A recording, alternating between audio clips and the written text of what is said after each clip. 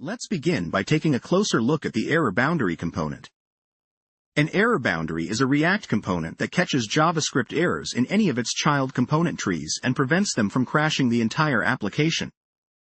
It does this by implementing the componentDidCatch lifecycle method. In the constructor, we initialize the state with a hasError flag set to false, which we'll later set to true in case of an error.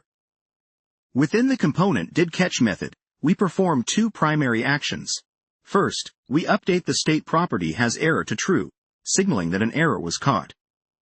Second, we log the error and its info.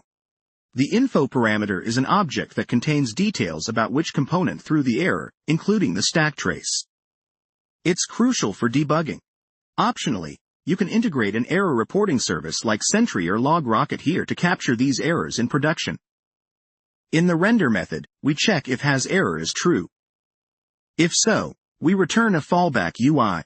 In this case, a simple message indicating something went wrong. This is what users will see when there's an error, instead of a broken application. If no error was caught, the error boundary simply renders its children components, allowing the component tree to render as expected. Now let's examine my component. This component is intentionally designed to simulate a potential runtime error. In a real-world application, this could be a result of a bug, unexpected data types, or failed API calls.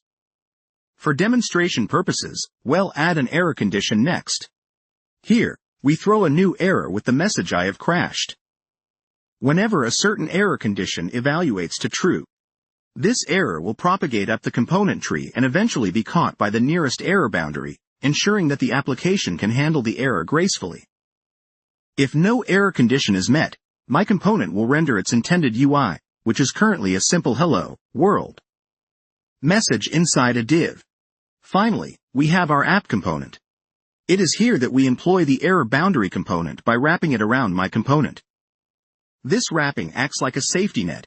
If any error occurs within my component, the error boundary will catch it, preventing the entire app from crashing and improving the user's experience by showing a friendly error message instead of a blank screen.